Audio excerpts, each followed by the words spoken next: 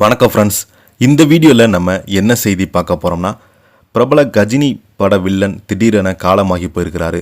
பிரதீப் ராவ் திடீரென மரணம் செய்தி அதிர்ச்சியில் திரையுலகம். வாங்க என்ன தகவல், அவர் எப்படி இறந்து போனார், அவருக்கு என்னாச்சு, என்ன தகவல்னு இப்போது பார்த்தீங்கன்னா அவங்களோட குடும்ப உறுப்பினர்கள் அறிக்கையின் வாயிலாக வெளியிட்டிருக்கிறாங்க. முதன்முறையாக நம்ம சேனலை பார்க்குறீங்கன்னா சப்ஸ்கிரைப் பண்ணாதவங்களாம் சப்ஸ்கிரைப் பண்ணிக்கோங்க.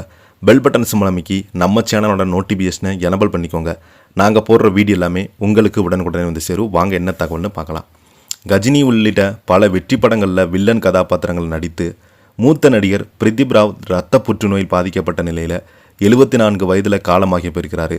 அவருடைய மறைவு இந்திய திரையுலகில் சோகத்தை ஏற்படுத்தியுள்ளது.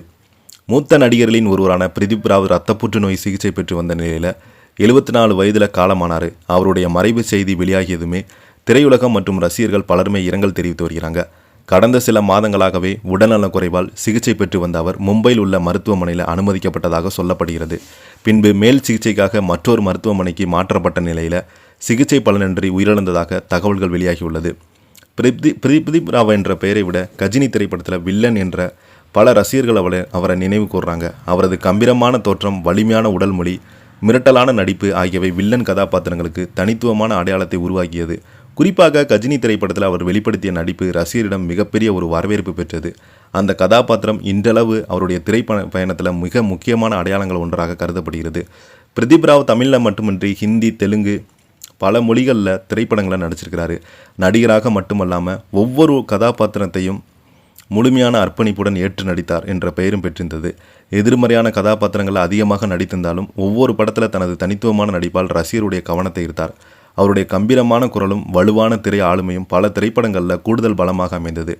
பிரதீப் ராவத்தின் திரைப்பயணத்தில் பல வெற்றி படங்கள் இடம்பெற்றுள்ளது. அவற்றுள்ள லகான், கஜினி, தொட்டி ஜெயா, வீரம், ஜில்லா உள்ளிட்ட திரைப்படங்கள் முக்கியமான ஒவ்வொரு படத்திலையும் வெவ்வேறு விதமான வில்லன் கதாபாத்திரங்களை நடித்து தனது திறமையை வெளிப்படுத்தியிருந்தார். திரைப்படங்களை தவிர சின்ன திரையில் அவர் தனது நடிப்பை பதிவு செய்தார். குறிப்பாக மகாபாரதம் தொடரில் அவர் நடித்த அஸ்வத்தாமன் கதாபாத்திரம் ரசிகருடைய பாராட்டை பெற்றது. பிரதீப் ராவுடைய மறைவு செய்தி வெளியானதுமே அவருடன் இணைந்து பணியாற்றிய பல நடிகர்கள் சமூக வலைதளங்களில் இரங்கல் பதிவினை வெளியிட்டு வந்தாங்க. குறிப்பாக லகான் திரைப்படத்தில் அவர் நடித்த நடிகர் யாஸ்பால் சர்மா அவருடைய மறைவுக்கு ஆழ்ந்த இரங்கலை தெரிவித்திருக்கிறாங்க. மேலும் பல திரையுலக பிரபலங்கள் பிரதீப் ராவுடைய குடும்பத்தினருக்கு ஆறுதல் தெரிவித்து வராங்க. பல தசாப்தங்களாக இந்திய திரையுலகில் பயணித்த பிரதீப் ராவ் வில்லன் கதாபாத்திரங்களில் தனி அடையாளம் கொடுத்த நடிகர்களின் ஒருவராக பார்க்கப்படுகிறார்.